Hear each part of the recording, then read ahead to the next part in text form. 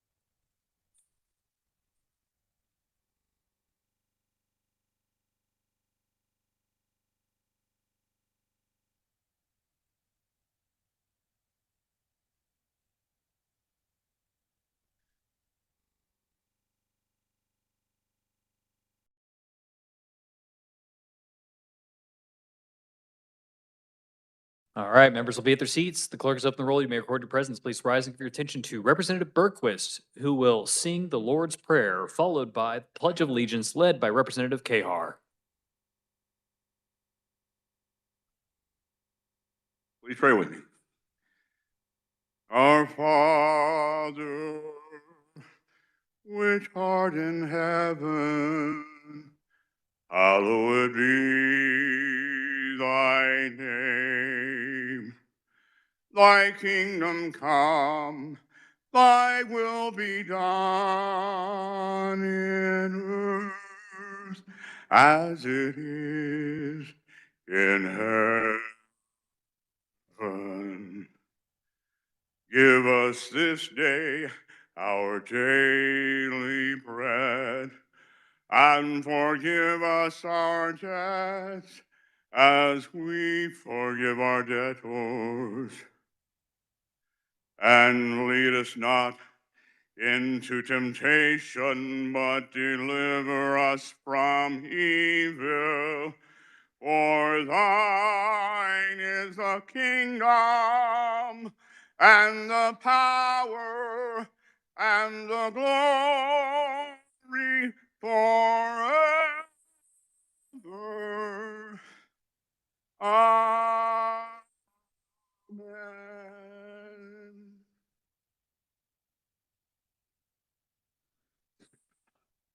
Of the United States of America, and to the republic for which it stands, one nation, under God, indivisible, with liberty and justice for all.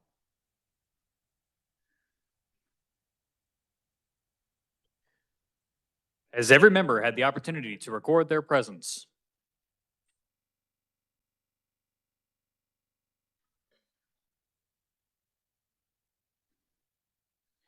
The clerk will close the roll and record the attendance.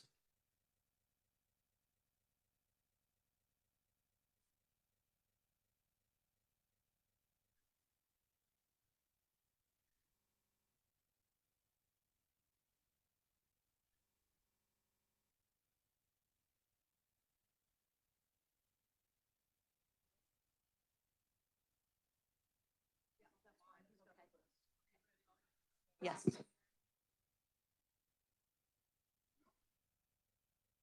Introduction of bills and concurrent resolutions. The clerk will read.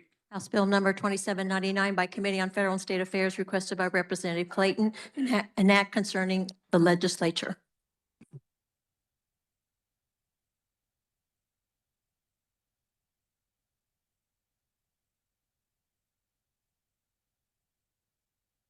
Changes of reference. House Bill 2296 is withdrawn from the Committee on Insurance and referred to the Committee on Health and Human Services. House Bill 2074 is withdrawn from the Committee on Taxation and referred to the Committee on Interstate Cooperation. House Bill 2073 is withdrawn from the Committee on Taxation and referred to the Committee on Interstate Cooperation. House Bill 2692 is withdrawn from the Committee on Federal and State Affairs and referred to the Committee on Interstate Cooperation. House Bill 2678 is withdrawn from the Committee on Federal and State Affairs and referred to the Committee on Interstate Cooperation. House Bill 2679 is withdrawn from the Committee on Federal and State Affairs and referred to the Committee on Interstate Cooperation.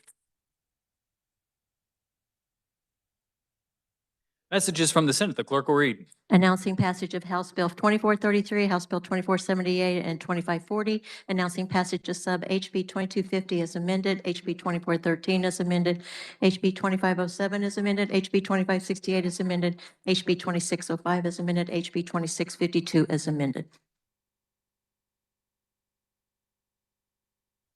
The Speaker recognizes Majority Leader Croft for a motion to accede. Thank you, Mr. Speaker. The Senate did not concur on House amendments to House substitute for Senate Bill 229 and requested a conference. I move the House accede to the request of the Senate that a conference committee be appointed. You've heard the motion. All in favor, signify by saying aye. All opposed, no. The motion passes as conferees on part of the House. The Speaker appoints Representatives Tarwater, Ward, and Sawyer-Clayton. Proceed, please. The Senate did not concur on the House amendments on Senate Bill 325 and requested a conference. I move the House accede to the request of the Senate that a conference committee be appointed. You've heard the motion. All in favor, signify by saying aye. All opposed, no. The motion passes. As conferees on part of the House, the Speaker appoints Representatives Francis, Essex, and Helgerson. You may proceed. The Senate did not concur on House amendments to Senate Bill 353 and requested a conference. I move the House accede to the request of the Senate that a conference committee be appointed. You've heard the motion. All in favor, signify by saying aye. All opposed, no.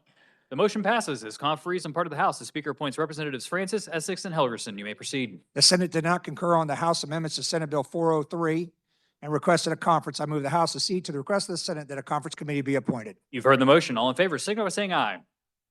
All opposed, no. Motion passes. As conferees on part of the House, the Speaker appoints Representatives Francis, Essex, and Helgerson. You may proceed. The Senate did not concur on House amendments to Senate Bill 435 and requested a conference. I move the House accede to the request of the Senate and that a conference committee be appointed. You've heard the motion. All in favor, signify by saying aye. All opposed, no. The motion passes. As conferees on part of the House, the Speaker appoints Representatives Hoheisel, Steens, and Shu. Introduction of original motions and House resolutions. The clerk will read. House Resolution Number 6037 by Representative Hawkins, Croft, and Woodard. A resolution relating to the assignment of seats in the House of Representatives. Be it resolved by the House of Representatives of the State of Kansas that the members of the 2026 regular session of the Legislature shall occupy the same seats as assigned pursuant to 2026 House Resolution Number 6021, with the following exception: Representative Mike Storm, seat 97. On H.R. 6037, the Speaker recognizes Majority Leader Croft for a motion to adopt the resolution. I move adoption of H.R. 6037. You've heard the motion. All in favor, signify by saying aye. All opposed, no. The ayes have it. The motion carries. The Speaker recognizes Representative Mosley for a motion.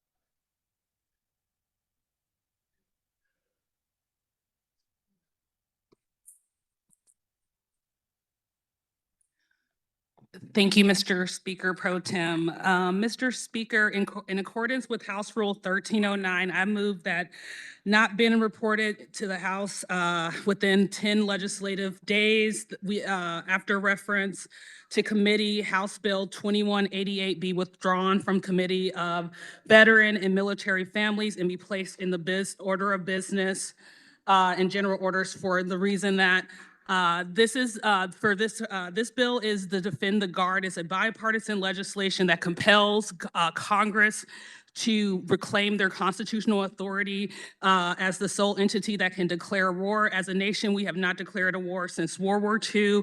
We as a nation, however, have been in major incursions that have been called wars by government officials, citizens, and the media, mostly in Asian, going as far back as 1950. Kansas have paid a steep price in regards to lives. During the Vietnam War, 625 National Guard members lost their lives in undeclared war. More recently, the longest deployed unit in Iraq for Operation Iraqi Freedom was a Kansas National Guard unit based out of Newton, Kansas. This bill does not impact humanitarian missions. It does not impact training. It does not impact national emergencies. What this bill does is says that the only body that can declare war is Congress. It is telling Congress to reclaim their power to declare war. These wars are already very costly. Currently, in the last 16, 17 days, our country has spent $12 billion. That's $12 billion that's not going towards bettering our citizens, which are $36 per Kansans. If you divide it amongst how many people live in this country, that's $36 per Kansan. There's already an emergency funding bill going out saying that we need $50 billion additional money, or $151 per Kansan that exists in our state, or $43 million. That's $43 million that's not going towards building our bridges. That's $43 million that's not going towards paying for kids in schools. That's $43 million that's not going towards the betterment of any of our Kansans. That's $43 million is going towards destroying other people's schools, destroying other people's hospitals. We are constantly talking about what we cannot afford in this body. And what we cannot afford is another endless war that has not been declared by Congress. So I'm asking you, Mr. Speaker, to give House Bill 2188 a hearing so that we can compel our Congress, who recently said, quoting Representative Derek Schmidt, he has full confidence in the Guard. I also have full confidence in the Guard, but I do not have full confidence in our Congress's ability to declare a war when it is a war. If it walks like a war, it talks like a war, and it sounds like a war, it is a war, and Congress is the one that needs to declare it so that they can put their names on it, because war is the only thing that is where the wins are reckoned in dollars and the losses are reckoned in lives. If you believe in fiscal responsibility, then we should support this bill. They have already passed it through the House in New Hampshire bipartisanly. Right now, we are on the precipice of having another long-standing war that's going to cost our country another $3 trillion. The war in Iraq cost $3 trillion over 8 years. Can we afford another moment like this where we're going to be spending trillions of dollars that's not going towards our children's future? In fact, we are mortgaging off our children's future. And so because of that, Mr. Speaker, I compel you to pull House Bill 2188 out of committee. Thank you. All right, body. As a reminder, with this motion, it will be voted on the next legislative day and will require 70 votes to pass. So we will not be voting on it now. We will be voting on this motion tomorrow.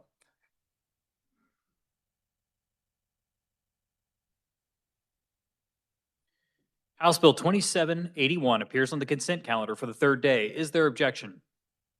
Seeing none, it will be advanced to final action. Senate Bill 473 appears on the consent calendar for the second day. Is there objection? Seeing none, it'll remain on the consent calendar for the third day.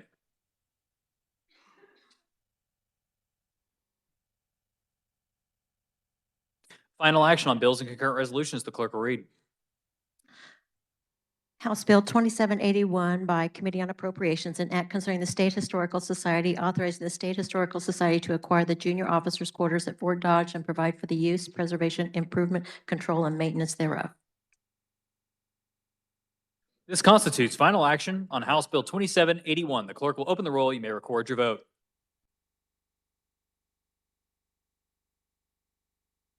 Has every member had the opportunity to record their vote? The clerk will close the roll. Does any member desire to explain his or her vote? Does any member desire to change his or her vote? Representative Bourgeon votes aye. Representative Brunk votes aye. Representative Ballard votes aye.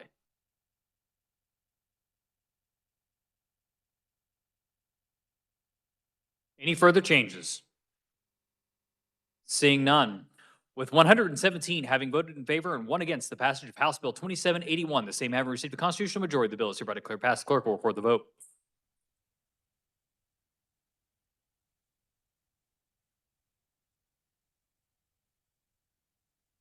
The Speaker recognizes Majority Leader Croft for a motion to resolve into the Committee of the Whole. Mr. Speaker, I move the House resolve itself in the Committee of the Whole for the purpose of considering those items under the heading of General Orders. You've heard the motion. All in favor signify by saying aye. All opposed, no. The ayes have it and the motion carries. The Speaker appoints Representative James to chair the Committee of the Whole.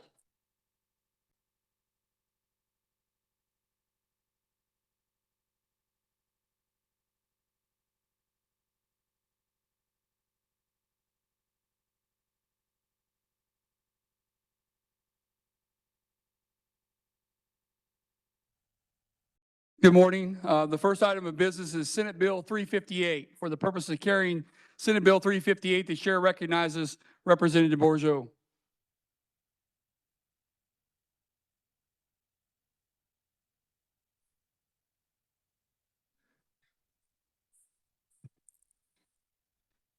Thank you, Mr. Chair. There were no committee amendments. Let's see. Senate Bill 358 comes to you from the House Judiciary Committee. It had 20 proponents and 1 opponent. And I would note for the body, it passed the Senate 40-0. The bill requires individuals convicted of certain felonies, level 1 to 4 person felonies, to be held without bond in county jail until sentencing. We heard in committee a case in Manhattan where the person was prosecuted and convicted of 46 counts, all sex crimes. The state sought revocation of the defendant's bond. The court denied the request, so the defendant was let go, left the court through the same doors as the victims. As you can imagine, this creates a great deal of anxiety and fear for the victims. This bill ensures that offenders convicted of serious crimes are remanded to custody immediately after conviction. And with that, Mr. Chair, I would stand for questions. Anyone desiring to speak to the bill? The chair recognizes Representative Osman.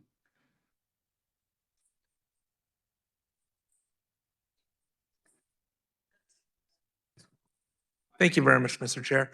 The carrier of the bill did an excellent job explaining the bill. In particular of note that the bill itself and the proponent testimony focused on sexual crimes. And there was concern as well in the committee that the bill is a little bit more expanded than necessary. However, it is a good bill, and I would urge your support. Thank you. Representative Boatman.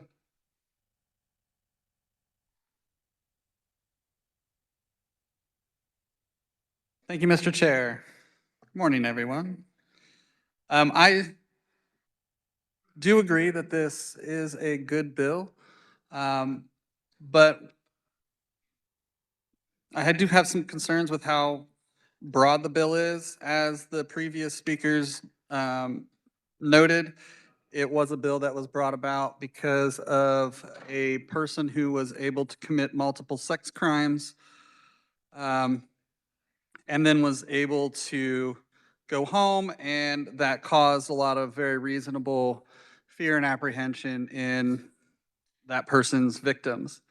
But there are a lot of things I think this bill speaks to that weren't about the original cause of the bill, and with that, I have an amendment.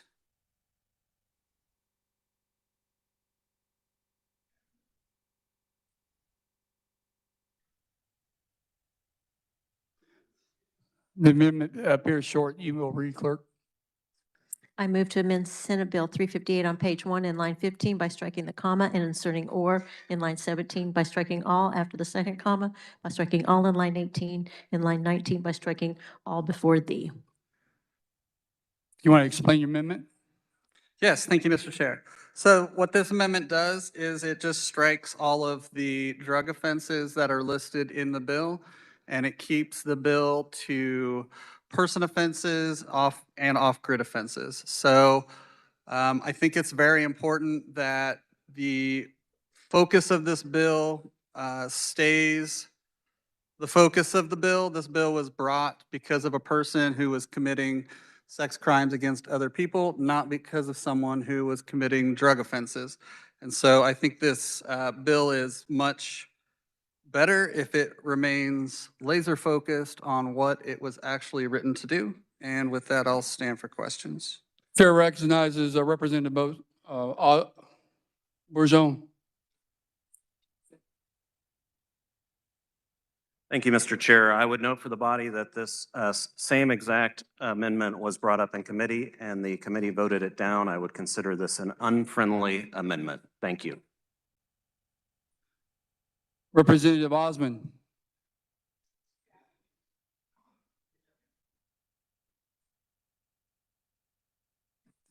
Thank you very much, Mr. Chair.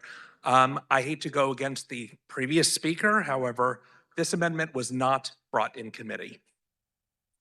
The amendment that was brought in committee reduced it down to just sexual offenses. And the reason why is because the crimes committed by the perpetrator that is now in jail were heinous.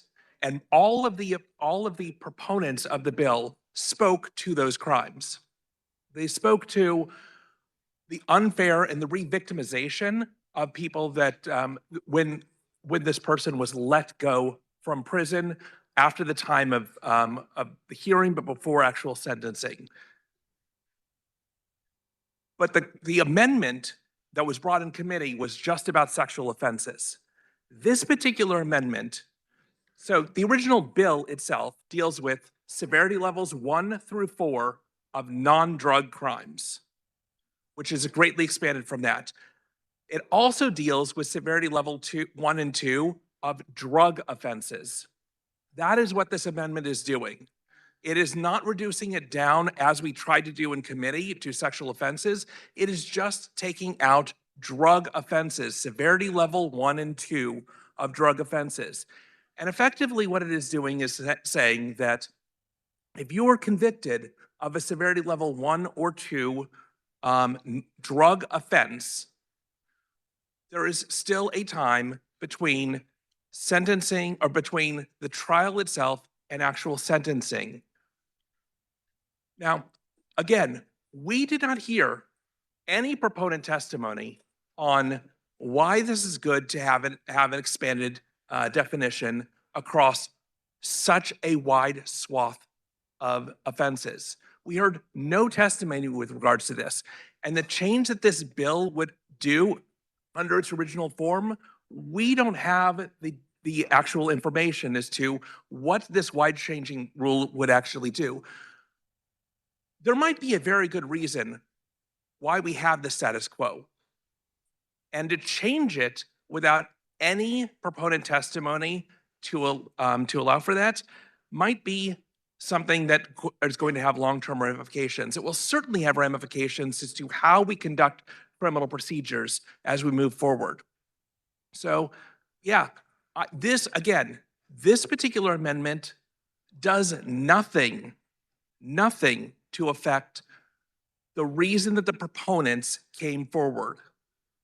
This does nothing to affect their right to seek redress from us to make sure that something like this does not ever happen again.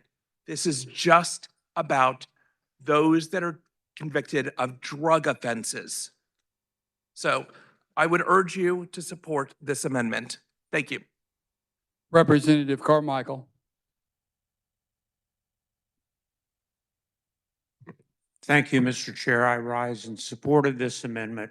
I did make the amendment or attempted amendment in committee that would have restricted the mandatory detention required by this bill to the sex offenders and the types of offenses that was supported by the evidence that we heard in committee. I'm sorry, Mr. Chair, could we have order, please? Keep it down. Thank you, Mr. Chair. I made that amendment. It did not, it encompassed not only drug offenses, but it also encompassed some forms of battery. And I think that may have generated some resistance. This amendment leaves those forms of aggravated battery. I think it may be some forms of second-degree murder, I believe, but I'm not sure of that, that would still be under the ambient of the bill, meaning that people can't be put on bond after conviction. But it does eliminate some other categories of crimes that we heard no evidence about, no testimony about, no description of any problem about those sentencings The problem was sex offenses. I also want you to understand that the problem involving sex offenses involved one defendant with multiple victims who was tried in one proceeding, convicted of 52, 54 counts.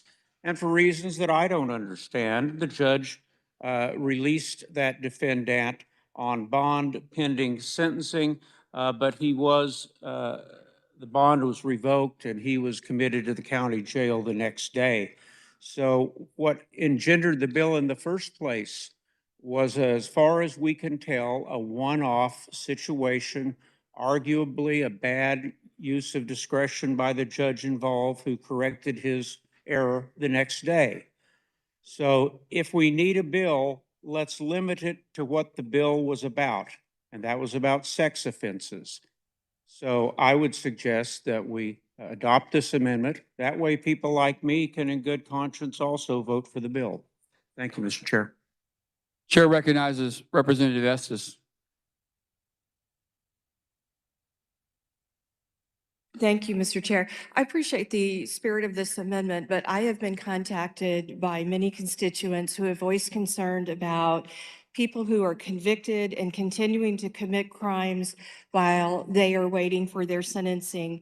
And I was robbed by a person who was a drug addict at one time. And what the police sat down and talked to me about is a number of crimes they have to continue to commit in order to support their drug habit. And I think that it's important that if somebody rises to the attention of this bill, that we protect the public and the public's property from them. Thank you. Does anyone else care to speak to the amendment? If there's no further discussion, Representative Boat. Representative Boat. Floor is on.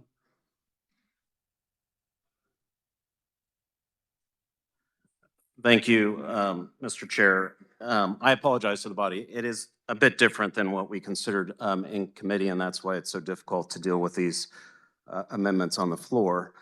But I would point out to the body that these are folks that convicted serious crimes. And so therefore, I still consider the proposed amendment unfriendly. Thank you. If there's no further discussion, Representative Boatman, somebody else? Oh, Representative Carr.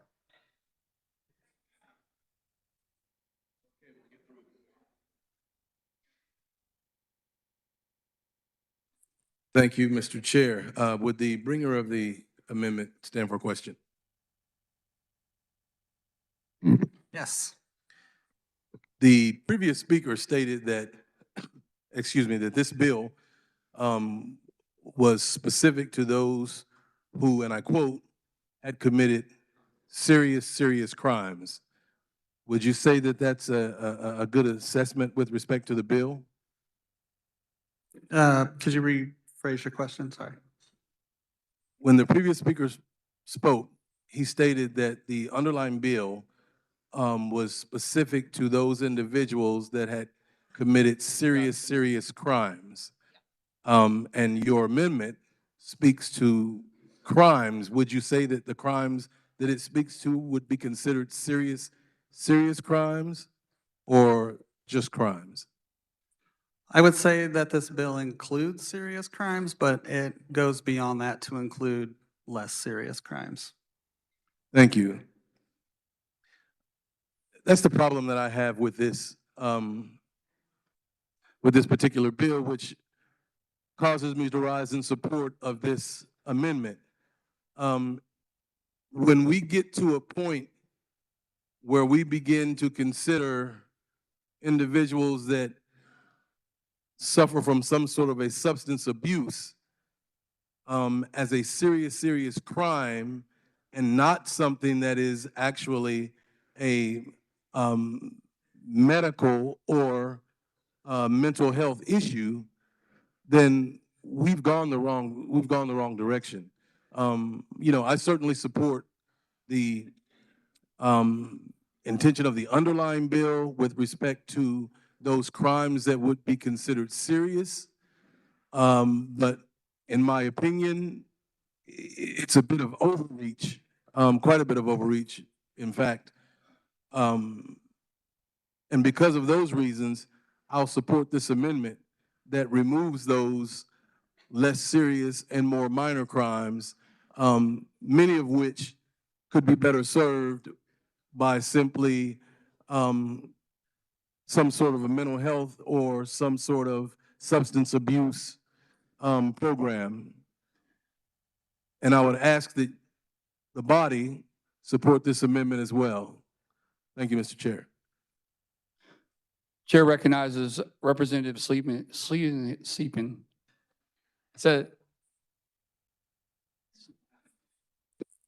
Thank you, Mr. Chairman. I have a question for the bringer of the amendment, and the question is simply this.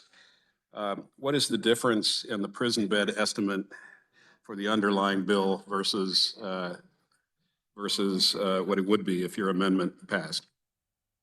I don't have a specific number for that count, but including drug offenses in this bill only seeks to add, well, take away beds, and not just that, but add a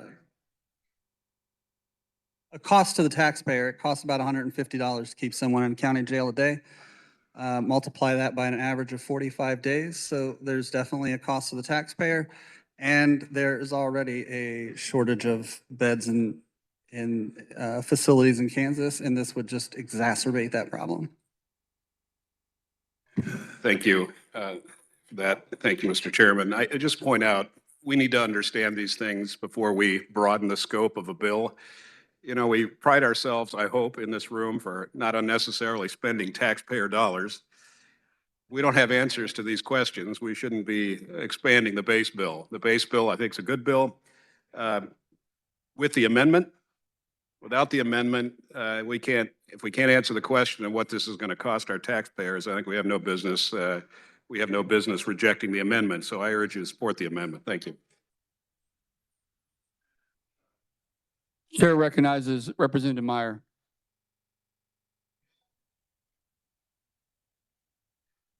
Thank you, Mr. Chair. I rise in support of this amendment. I think that it's a really good idea to go ahead and make sure that we narrow the scope of this bill to ensure that we don't accidentally catch people up who may have committed less serious crimes than those we are actually trying to protect people against. Some of those can involve cannabis, and I think that that's where one of my biggest concerns is. We can see that there are severity level 1 issues, which I would agree with, which would include methamphetamine and fentanyl. But when we get into severity level 2 on the grid, we start getting into cannabis-related crimes, and these individuals could be held in jail. Keep it down, please. Thank you. These individuals could be held in jail for quite some time before they actually receive a hearing and are able to possibly plead down on their case or work with an attorney in order to get justice served on their behalf. So I would say that this is an excellent amendment so that we can make sure that we narrow the scope and keep it to the worst offenders possible. So I would urge your support of this amendment. Thank you. Chair recognizes Representative Esau.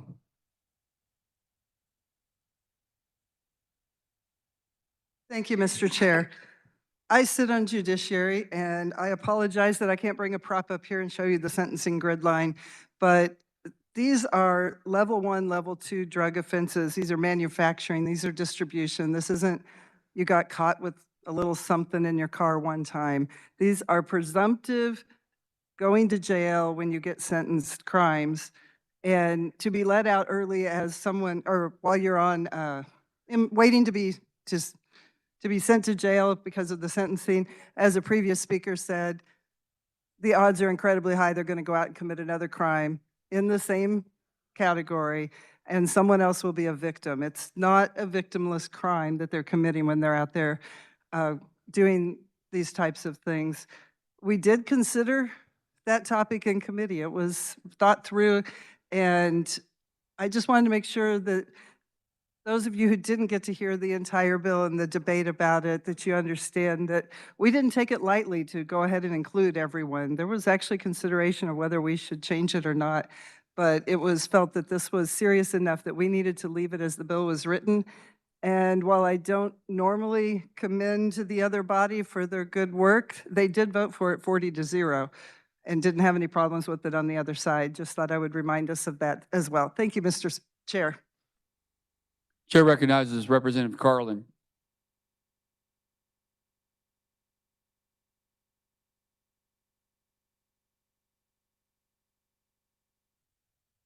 Thank you, Mr. Chair. And I appreciate the discussion on this bill.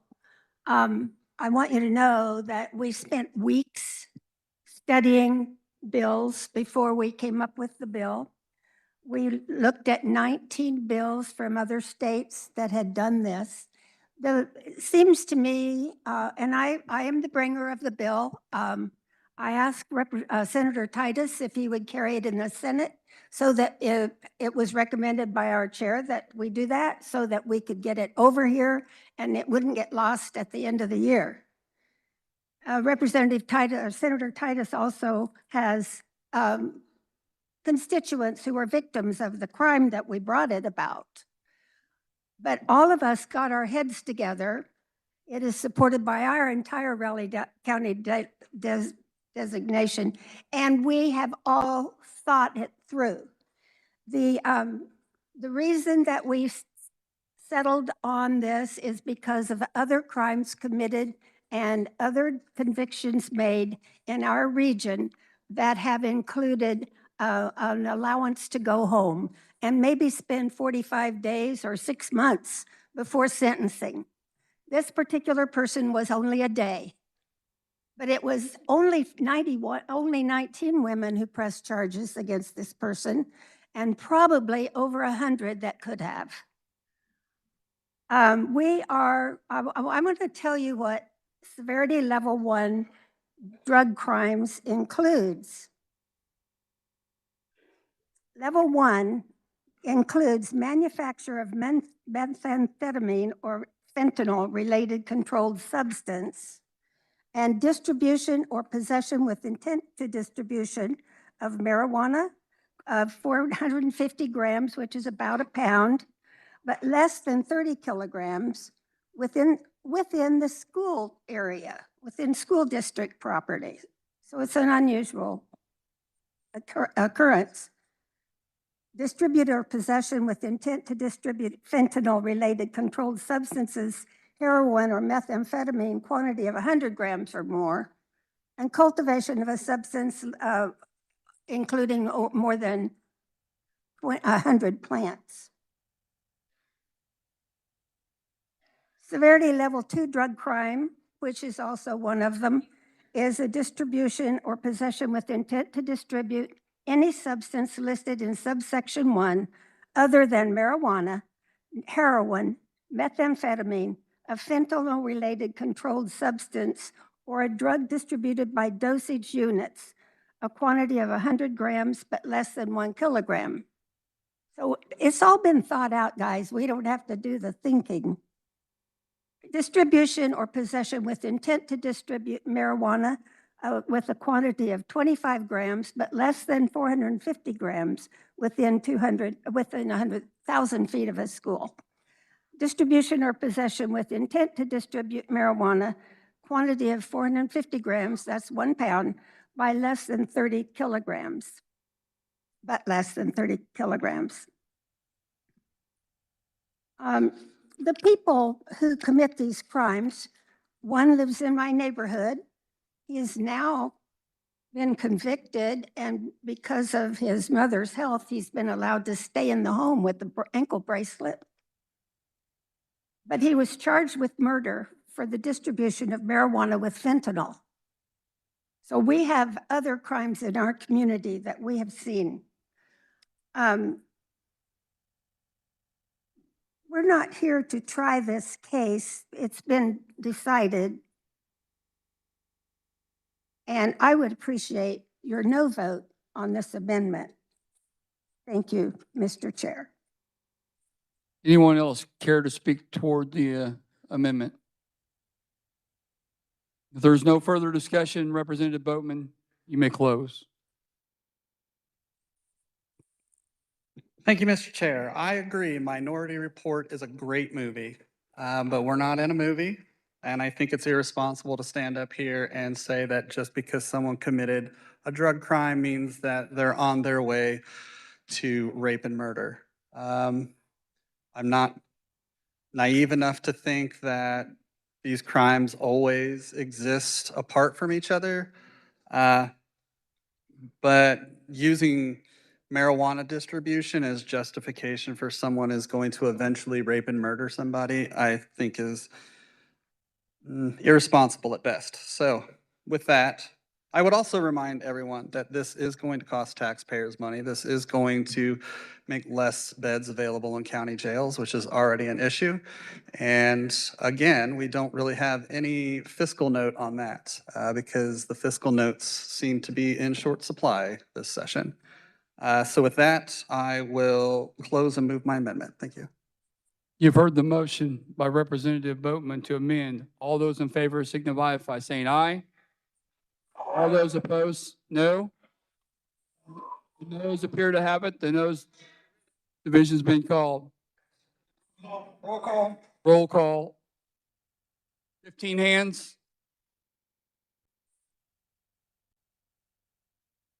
15 hands are in order.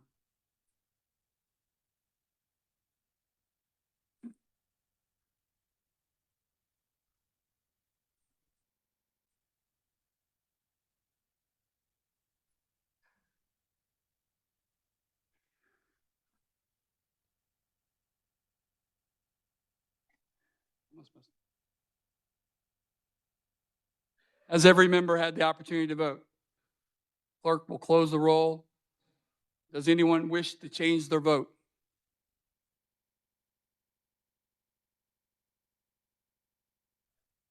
Having 84 noes and 33 nays, the motion fails. We're back on the bill. Thank you, Mr. Chair. I'm gonna get one of these days.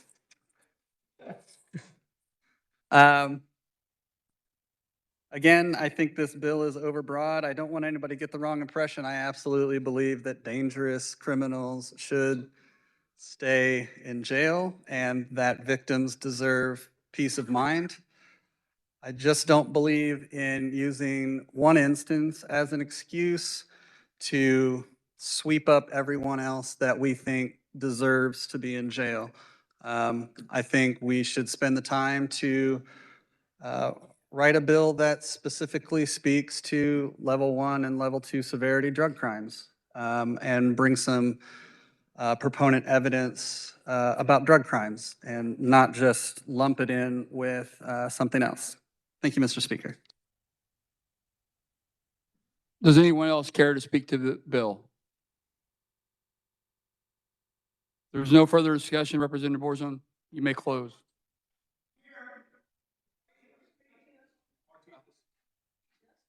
Just appeared. Chair recognizes Representative Martinez.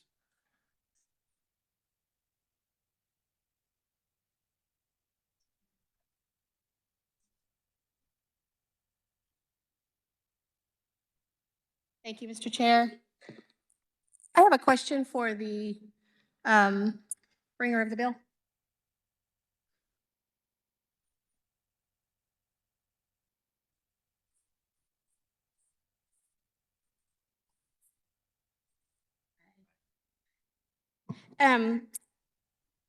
Do we have data that demonstrates how frequently judges are releasing offenders who are convicted until sentencing?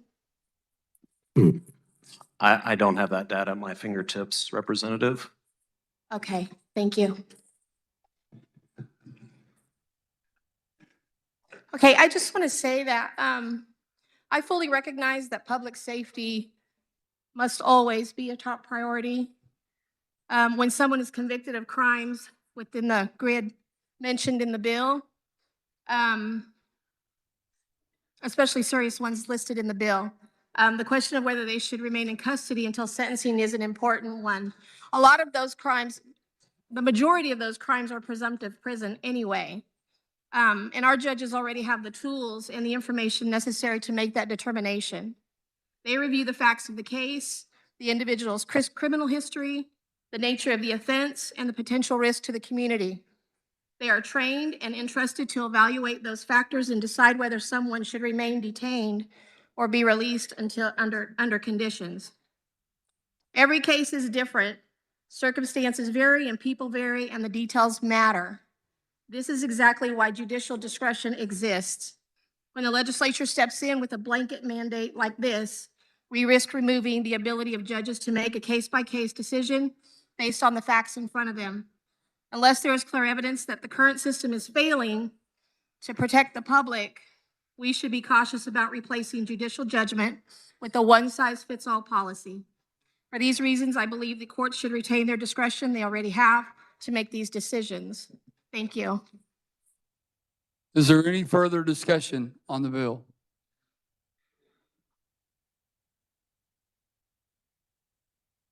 There's no further discussion. Representative Morzone, you may close.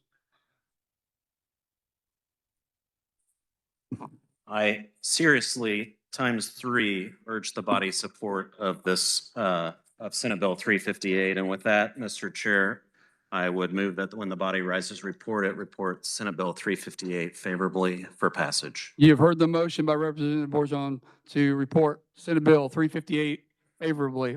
All those in favor signify by saying aye.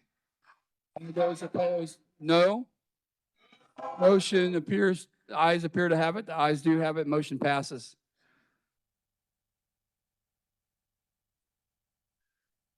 Next item of business is Senate Bill 427. For the purpose of carrying Senate Bill 427, the chair recognizes Representative Humphries.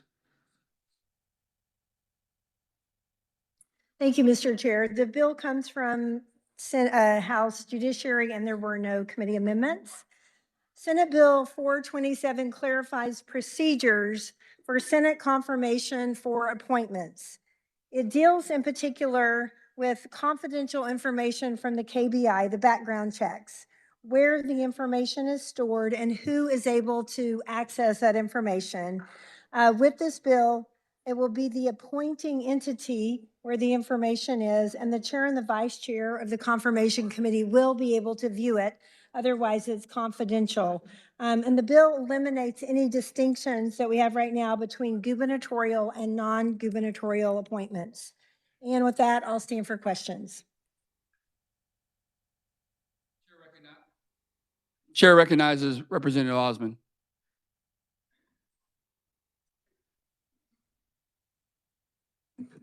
Thank you very much, Mr. Chair. The carrier of the bill did an excellent job explaining the bill. I will note, so there was a question brought up in caucus this morning that I wanted to, or in agenda this morning that I wanted to, that I addressed in agenda, but I just wanted to make certain. So the committee that we're talking about has 6 members to it. The chair of the committee is a Republican. The vice chair of the committee is a Democrat. And so this covers both Republicans and Democrats alike on the base bill. So with that, I would urge your support. It's a good bill. Thank you. Is there any further discussion on the bill? If there's no further discussions, Representative Humphries, you may close. Thank you, Mr. Chairman. Mr. Chairman, I move that when the committee rises and reports, it reports Senate Bill 427 favorably for passage. You've heard the motion by Representative Humphries to report Senate Bill 427 favorably. For those in favor, say aye. Opposed, no. Ayes appear to have it. The ayes do have it. Motion carries. Next bill. Next item of business is Senate Bill 327. For the purposes of carrying Senate Bill 321, the chair recognizes Representative Brunk. Yes, thank you, Mr. Chair. It is Senate Bill 321. There were committee amendments, and I move the adoption of the committee report. You've heard the motion to adopt the committee report. All those in favor say aye. All those opposed, no. Motion carries. The adoption of the committee report is. I just want to thank you for the opportunity to share the contents of Senate Bill 321 with the body this morning.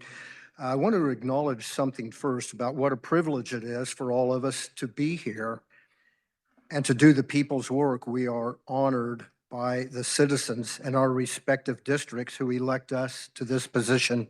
Today, we have the opportunity to honor the citizens, two individuals who have dedicated their lives to public service. Each in their own way have improved the quality of life in the state of Kansas. For these individuals and their families, what we do here this morning, while it may seem common to us, it is very meaningful and significant, both now and for generations to come. Robert Tomlinson, Bob, graduated from KU with studies in education and received a master's in education from Baker University. He served 2 decades as a social studies teacher and counselor at the Shawnee Mission School District's Alternative Education Program at Horizons High School. He interned for Bob Dole and Anthony Hensley, 2 names you don't often see together in the same sentence. Then later served on the Roland Park City Council. Bob went on to represent the 24th District, serving this chamber where he was known for his civility, integrity, and strong advocacy for his constituents. Bob continued serving as Assistant Commissioner of Insurance and transitioned to leadership roles in the Department of Administration. Of all of his accomplishments, Bob cherished the titles of husband to Carol, father to Philip and Christopher, father-in-law and grandfather. Bob passed away on February the 11th, 2025, after a life of service to his fellow Kansans. Senate Bill 321 designates the junction of Interstate 35, Highway 69, and 18th Street Expressway in Johnson County as the Representative Robert M. Tomlinson Memorial Exchange. Don Snyder, like many of our naming recipients, was a true Kansan, dedicating his life to service at KDOT for over 27 years. He was a construction engineer and a district materials engineer, and in another role, he was responsible for the construction and management in 4 South Central counties. Ultimately, Don was a metro engineer and was responsible for over 105 employees. He was highly regarded for his engineering skills and was named Engineer of the Year by the American Society of Engineers. Don retired in 2022. After his retirement, KDOT asked him to come back for one last project, which he agreed to. It was named the Gold Project, and as part of this massive interchange in North Wichita where Interstate 135 meets 1235 and Highway 254 and Highway 96 and Hydraulic Avenue and Broadway Avenue. Don loved to be outdoors, and one of his passions was bicycling.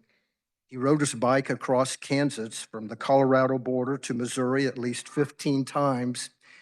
In a tragic accident, Bob was preparing for one of his many races. He flipped over the handlebars where he broke his neck and died. It happened right before the dedication and ribbon cutting of this long sweeping bridge as part of that northern interchange. That bridge on North Interstate 135 will be named the Don Snyder Memorial Bridge. His fellow workers and family wanted to honor Don in this way. Thank you, buddy, for your attention, and I will stand for questions. Does any member desire to speak to the bill? Chair recognizes Representative Helgerson. I want to commend the previous speaker on the nice job he did on both of the individuals. They are a true test of what we mean of public servants, both elected and hired individuals. While I only knew Bob, I have to share 1 or 2 things about him because I can remember him sitting in these same chairs. And at that time, we had 3 groups in the legislature. We had the Democrats, we had the moderates, and we had the conservatives. You may not believe this, but the conservatives and the moderates and the Republican Party didn't get along. But Bob got along with everyone. He always fought for his issues, always believed that he was going to do what's best for his constituents and for the state. And he was a true joy to work with. So I appreciate naming this after him, but it is a little ironic. I don't remember that Bob ever supported a highway bill. So thank you very much, and I urge you to support it. Is there any further discussion on the bill? There's no further discussion. Representative Brunk, you may close. Thank you, Representative, for your comments. I had the privilege of working with Bob as well. He was a real gentleman and funny. He had an interesting sense of humor. Mr. Chair, I move that when the committee arises and reports, it reports SB 321 favorably for passage. You've heard the motion by Representative Brunk to report Senate Bill 321 favorably. All those in favor signify by saying aye. All those opposed, no. Motion passes. Next item of business is Senate Bill 366. For the purposes of carrying Senate Bill 366, the chair recognizes Representative Estes.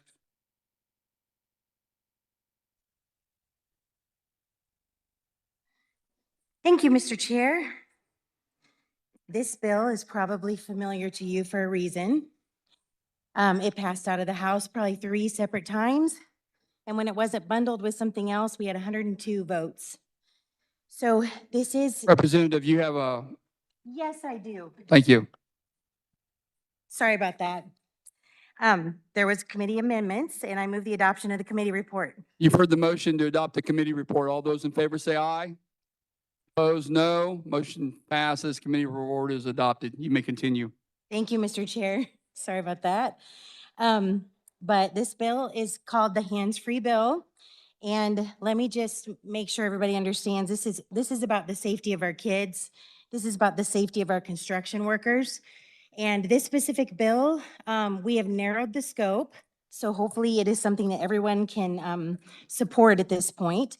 But the substitute bill, which includes the contents of HB 2792, would prohibit a person from using a mobile telephone device while operating a motor vehicle in a school zone at a time when a reduced speed limit is enforced, so when the active lights are flashing, or in a road construction zone while workers are present. The bill's provisions would not apply to emergency service personnel acting within the scope of their employment, a person operating a motor vehicle that is halted at a safe place to stop, or a mobile telephone that's being used on a hands-free device. So if it's up on your dash and you don't have your hands on it, you can use that phone as you need to. So 33 states have passed a hands-free law, and this is a great bill. And you can see all the proponents, a lot of law enforcement. The committee amendments that we added was making sure that there were signs posted at the beginning of the road construction zone alerting drivers that workers are present, changing the word roadway to highway to match other statute, and inserting contents of HB 2522.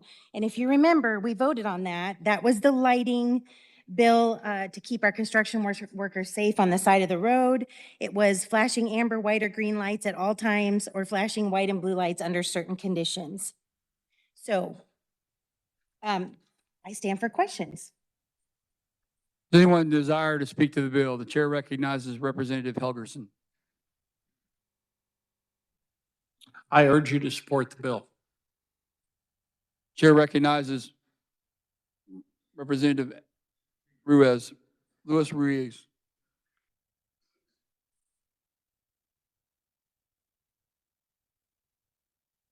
Thank you, Mr. Chairman. And would the carrier of the bill please stand for a question? Hello. Hello. Does this bill prohibit handheld devices, or just can you have it mounted on your dash? Just prohibits any type of mobile phone at any time under this bill? So the mobile phone just cannot be in your hand when you're in a school zone or construction zone, but it could be mounted on your dash. It could even be sitting in a seat next to you. It just cannot be in your hand. Does that answer your question? Yes, I guess I didn't read it in the brief, so. Okay, thank it you. does not include like ham radios or anything like No, I that. It's realize just that, a yeah. cell phone. Thank you Okay. for answering the question. Thank Yep, you. thanks.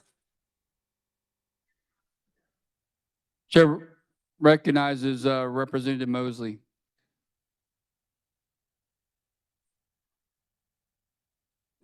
Thank you, Mr. Chair. I just want to say I really appreciate the carrier of this bill, even though it wasn't exactly this circumstance. I had a cousin when I was younger get ran over at an ice cream truck with the lights flashing. And I think it's something that's really horrific when you see someone who's about 12 years old get mowed down by a car because someone's not paying attention. So I really appreciate this step to make at least school zones and construction zones a little bit safer for folks who are out there. So thank you very much. Is there any further discussion on this bill? There's no further discussion. Representative Essex, you may close.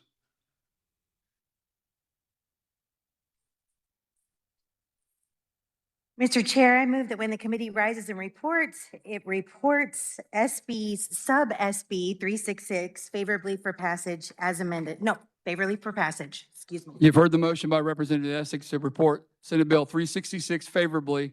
All those in favor signify by saying aye. Those opposed, nay. Nay, the ayes have it. Motion passes.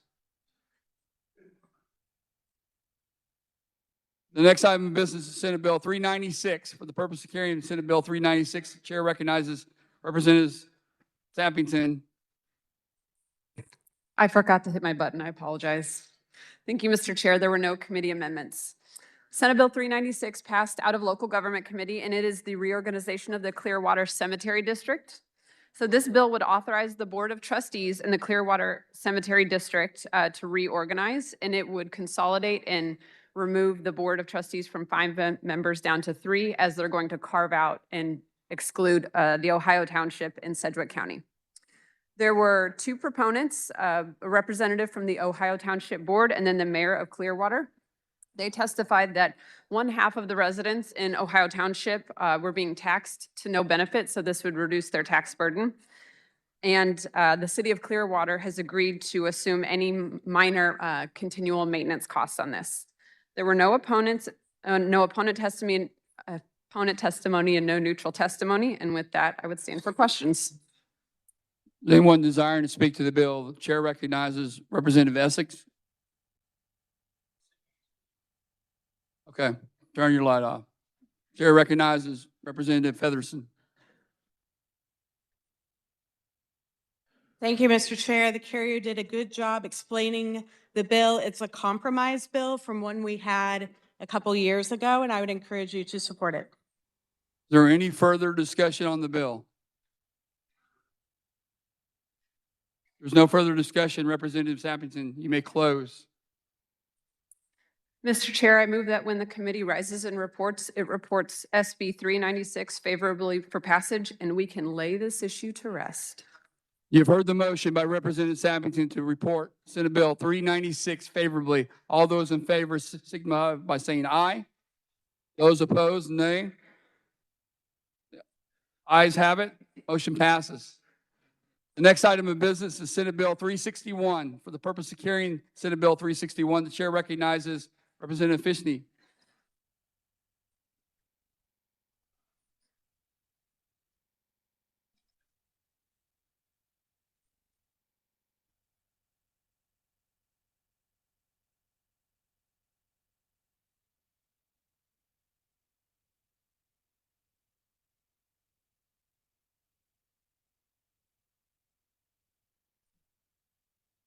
Thank you, Mr. Chair. There was a committee amendment.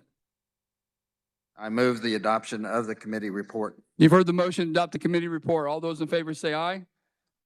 All those opposed, no. Motion passes. Committee report is adopted. Continue. I rise before the body to present Senate Bill 361. The bill is one that came from the Education Committee. It allows foreign exchange students living with a host family to attend the resident school district of that family, and it excludes those students from the open the open seat lottery. This was an oversight, it appears, based on proponent testimony to the open enrollment bill, and it was not intended to adversely affect foreign exchange students. There were several proponents of this bill. There were no opponents, no neutral testimony, and the Senate passed this bill 38-0. With that, I stand for questions. Does anyone desire to speak to the bill? The chair recognizes Representative Orpeza.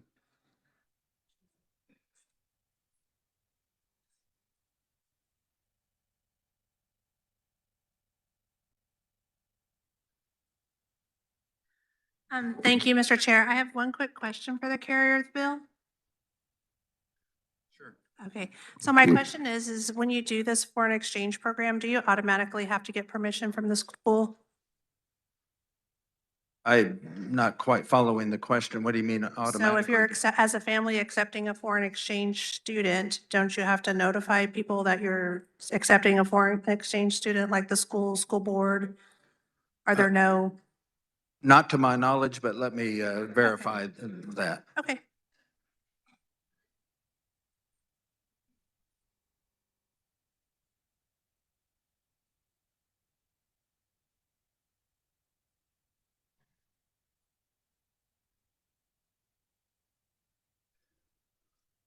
Thank you for allowing me to check.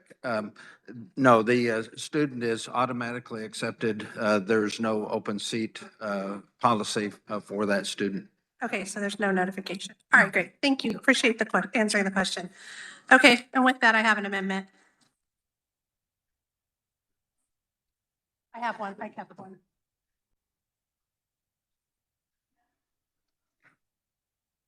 The amendment appears short. The clerk will read.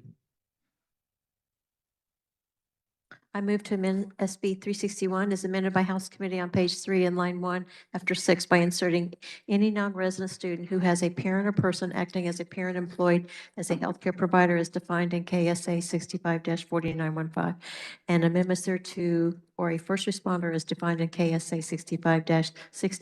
65-16-127, and amendments thereto shall be permitted to enroll in and attend a school district non-residents as if the student were a resident of the school district. Any such student shall not be subject to the open seat lottery established pursuant to subsection C and when enrolling in and attending such school district. 7, on page 1 in the title, in line 3, after the semicolon, by inserting authorizing children of healthcare providers or first responders to enroll in and attend a school district of non-residents. Representative, would you care to explain it? Yes, thank you, Mr. Chair. So as I looked at this bill this weekend, it occurred to me that we're now carving out exemptions. And I wanted to carve out exemptions for our first responders as well as our healthcare providers. And in doing that, because I've had constituents come up to me and were worried about filling out the lottery. And unfortunately, we're getting just blanketed no's. So I wanted to do something for them since we are doing an exemption and carving out. So that is why I brought this amendment. And I can stand for questions if anybody has any. Does anyone care to speak to the amendment? The chair recognizes Representative Fishney. Thank you, Mr. Chair. Even though this was a well-intentioned amendment, I believe, it does start creating exemptions, and the foreign student part of this bill was something that was simply left out of the open seat bill whenever it was passed. So I would consider this an unfriendly amendment. Chair recognizes Representative Melton.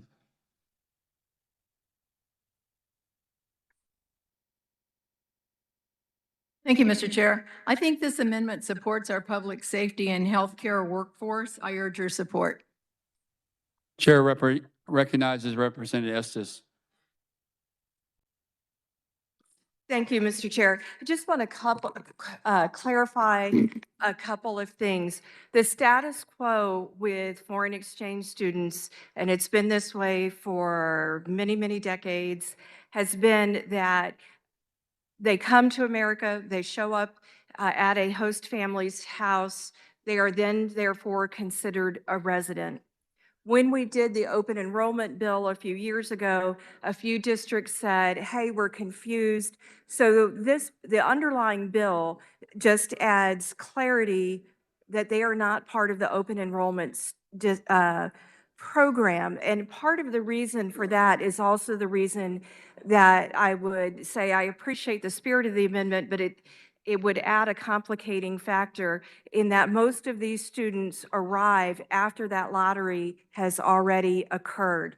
So those students are not getting an exemption. They are not getting to participate in the lottery. So allowing some of them to do that would be an unintended hardship for the school districts based on the testimony that they offered in committee. Thank you. Chair recognizes Representative Carmichael. Thank you, Mr. Chair. I rise in opposition to this amendment, and I ask you, why doctors' kids? Why not lawyers' kids? Thank you. Anyone else care to speak to the amendment? There's no further discussion. Representative Opeza, you may close. And I would like to address, I hope still my friend from Wichita, that it was not intended for doctors' kids. Actually, I had the definition of healthcare workers worked out to where those who are only certified, including medical assistants, as well as like certified nursing assistants, would have this opportunity because they do not make much in an hourly wage and can unfortunately not be able to afford the nicer apartments and the certain school districts around the state of Kansas. So I had that specific amendment. It has nothing to do with anybody with a specific professional licensure. From my perspective, it was truly about those to have an opportunity. And thank you, and I close and I hope you can support this amendment. Thank you. You've heard the motion by Representative Opeza to amend. All those in favor signify by saying aye. Those opposed, nay. Noes appear to have it. The noes do have it. The motion fails. We're back on the bill. Representative Stogsdill, you have the floor.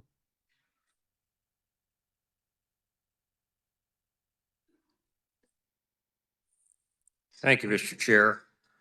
I've been pretty involved in education, the Shawnee Mission School District, for about 40 years now. I've never heard about this being a problem. This is just kind of a common sense thing. If you're going to invite kids from all over the country or all over the world to come to America and participate in a foreign exchange program, it seems like the local school boards could figure out that that person should probably go to the high school in that host family's district.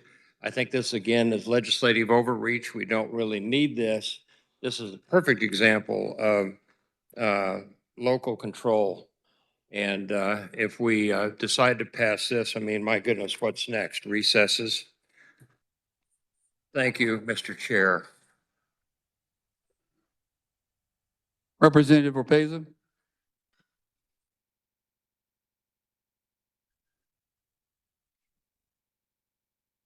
For the second time. Thank you, Mr. Chair. I rise in opposition to this bill. As I said before with my amendment, I've had people come to me in my district and in fact other districts and talk about how they're given just a blanketed no after filling out and trying to make arrangements for their own children here in the state of Kansas. Not that I have anything against these programs, but I'm just really worried about carve-outs. And if it was the intention of the original bill, I'm kind of questioning why it wasn't addressed at that time. I also do admit that I do see where the representative from Prairie Village is coming from, that this is most likely and is just a common sense and should have been just addressed in that fashion and not having to waste our time here at the state level and let the boards take care of it. But in addition to that, I think the original intent of the bill was to be neutral, capacity-based, and all non-resident students be treated in an equal and fair fashion. And having this displayed now does not do that. So I oppose this bill. Thank you, Mr. Chair. For further discussion, the chair recognizes Representative Johnson.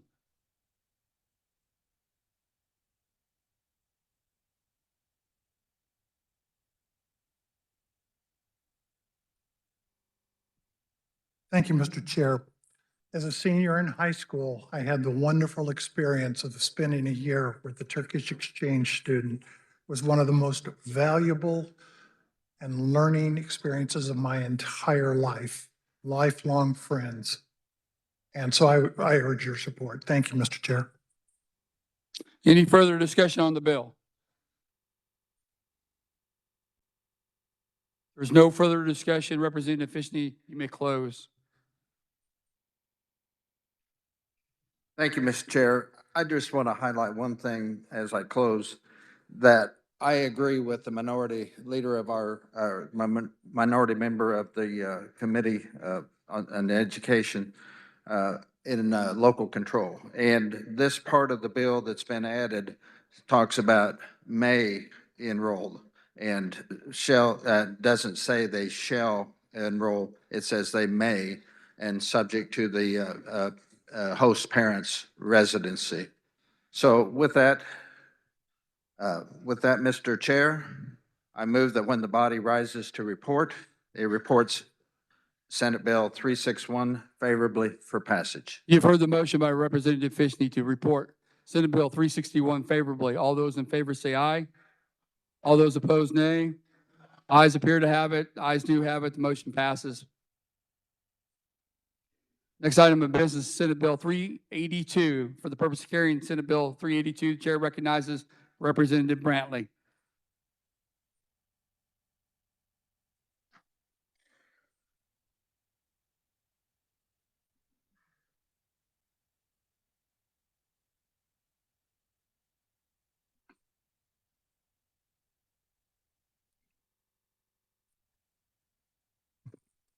Thank you, Mr. Speaker. I move that we adopt the committee report as amended for SB 382.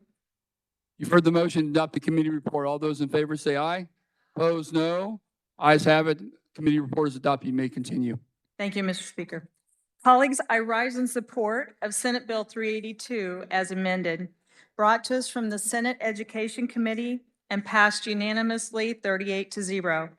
SB 382 addresses implementation issues that arose from a 2023 HB 2080 bill that allowed virtual schools to complete state assessments online. The intent of HB 2080 was to expand access, reduce barriers, and better support student learning needs. However, once put in place, several administrative requirements surfaced that were not fully anticipated. SB 382 resolves those concerns. Virtual students take many assessments online each year. Historically, they were required to attend an in-person training or testing site to take those assessments.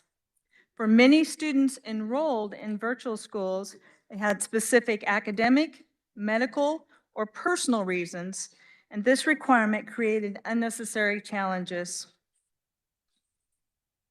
Some students have individual education plans or IEPs, which require virtual schools to meet state and federal IDEA requirements. One is to uphold the same standards and services as brick and mortar schools. These virtual schools employ special education teams, and SB 382 clarifies the proctoring and administration requirements for statewide assessments taken by those virtual school students and students that have an IEP. It updates the definition of special teacher to include a third-party contractor who provides approved special education or related services through district agreements and who are contracted to administer and proctor assessments. Many districts rely on these contracted specialists. The bill also establishes consistent statewide standards for administering assessments to virtual school students. The framework requires that assessments occur during the same testing window for in-person students. Tests be administered by a virtual school employee serving as the proctor. Students are monitored by camera, either through the assessment platform or through a second device provided by the virtual school. The browser software provided is used.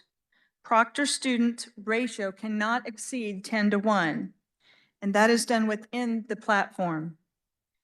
Completed assessments are then verified by the designated assessment administrator.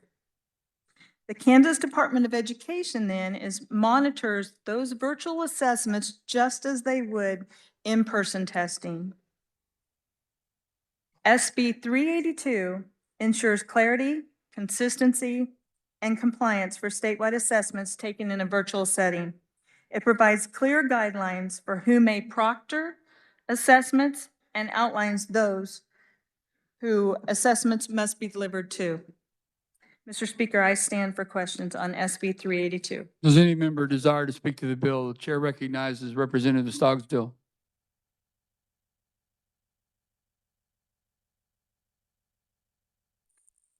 Thank you, Mr. Chair. The carrier of the bill did an excellent job of explaining this bill. It's a good bill, and I urge your support. Thank you, Mr. Speaker. For further discussion, the chair recognizes Representative Long.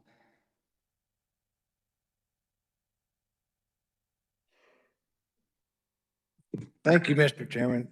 Colleagues, public virtual schools serve a significant population of students across the state, including my district. Without the clarification contained within this bill, public virtual schools must continue absorbing unreimbursable special education costs. I want to emphasize this bill does not increase state funding for special education, and I urge your support for SB 382. Thank you. For further discussion, the chair recognizes Representative Featherston.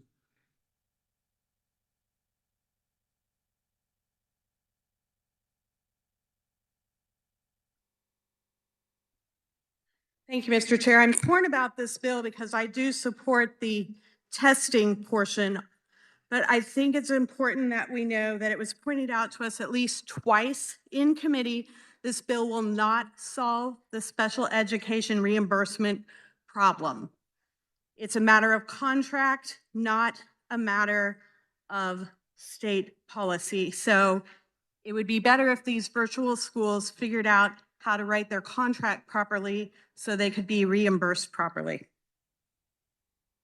Is there any more discussion? Chair recognizes Representative Haskins.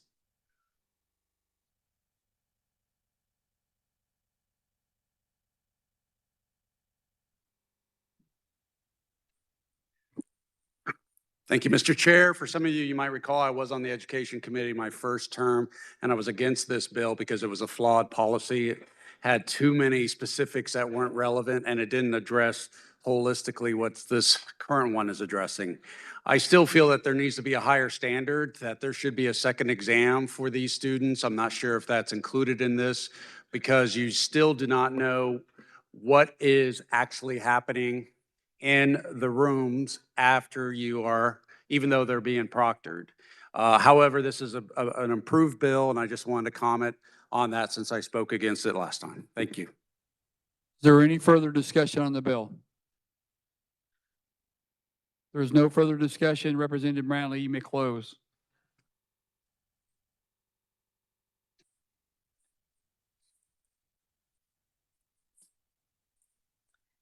Thank you, Mr. Speaker. Again, SB 382 addresses the two issues, a proctor in the room, which would also include the different administration details. One of my colleagues mentioned having, not knowing what's going on in the room. This would add a second camera to the room so that they can monitor that. And the limit of 10, no more than 10 students to be proctored. Mr. Speaker, I move that when the body rises, they rise in support of SB 382 as amended for favorable passage. You've heard the motion by Representative Brantley to report Senate Bill 382 favorably. All those in favor signify by saying aye. Those opposed, no. Motion passes. This concludes general orders. The chair recognizes the majority leader.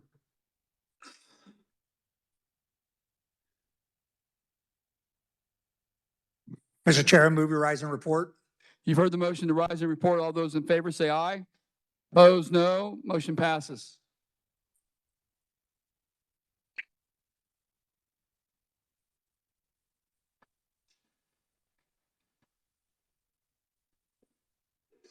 The clerk will read the committee report. Mr. Speaker, your committee of the whole recommends that SB 358, 427, 396 be passed, SB 321, 366, 361, 382 be passed as amended.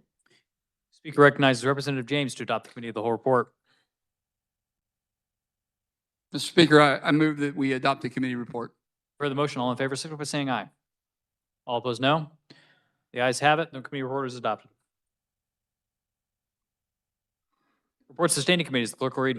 The Committee on Taxation recommends HB 2797 be amended and the bill be passed as amended. The Committee on Taxation recommends SB 402 be amended and the bill be passed as amended. The Committee on Federal and State Affairs recommends SB 364 as amended and the bill be passed as amended. The Committee on Federal and State Affairs recommends SB 260 be amended by substituting with a new bill to be designated as House substitute for Senate Bill number 260 as follows: an act concerning Department of Health and Environment Office of Vital Statistics, and the substitute bill be passed.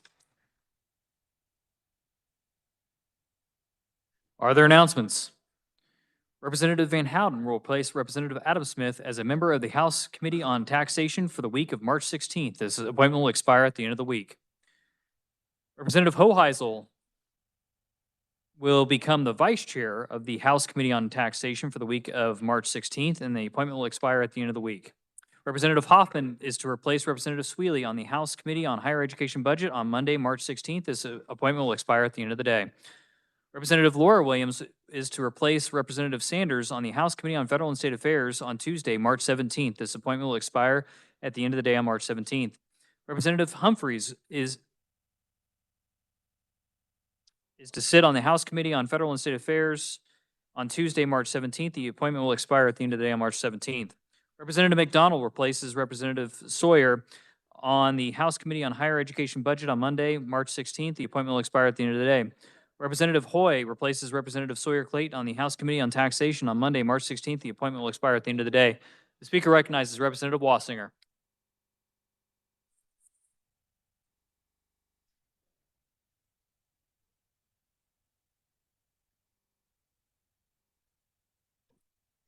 Clear members, we do have a lunch today in 152 South, so please join us. It's barbecue. Representative Riley.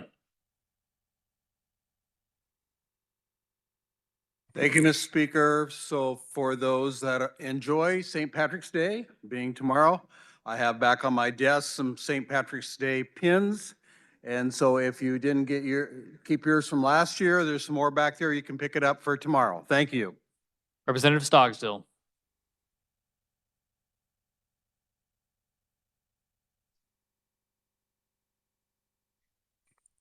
Thank you, Mr. Speaker. Democrats, we will have agenda tomorrow morning at 8:30. 8:30 tomorrow morning. Thank you, Mr. Speaker. Representative Ballard.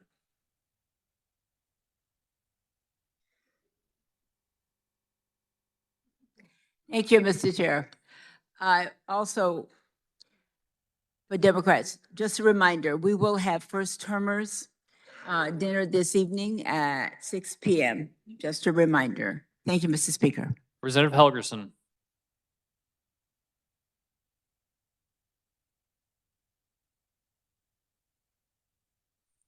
Earlier, I was shocked. Let me just tell you, shocked. I was handed this check from the speaker, and he told me that he's given, again, $500 for Special Olympics. And he has told me that he expects me to do the same. Well, I'll tell you, I don't have near the wherewithal as the speaker does in raising funds, but not only am I going to match him, I'm going to challenge all of the Republican leadership to give the same amount of $500. And I'm going to challenge the Democrat leadership. If you're in leadership, we expect you to give $500 for Special Olympics. And finally, for all of you over here that want to be leadership, and we know who those are, we We have a few on this side too, half of it, so 250. So urge you to start getting the money together so you can give the money to Special Olympics. And thank you for your time and your generous support. Representative, does this mean that all excess fees and fines will be waived for the $500 amount? If you give the 500, you will have a pass for the rest of the fines. Oh, all right. Thank you, Representative. Yeah, you have your badge on. Yeah. Anything else? No, thank you, Representative. Thank you very much. All right, seeing no further announcements, the Speaker recognizes Majority Leader Croft for a motion to adjourn. Thank you, Mr. Speaker. Two things. One is Republicans, tomorrow morning, we will calendar in the old Supreme Court at 8 a.m. 8 a.m. Okay, so now we're going to remain open on the floor, so we're going to stand at ease. And I'll make that motion in a second, but the point is for the sole purpose of receiving committee reports as they come in from standing committees. So that's what we're doing. There's a bunch of meetings going on. Want to make sure the bills get in. That is the point of why we're going to stand at ease. So with that, Mr. Speaker, I move the House stand in recess, I guess, until 4:30 p.m. You've heard the motion. All in favor, signify by saying aye. All opposed, no. The ayes have it, and we are in recess.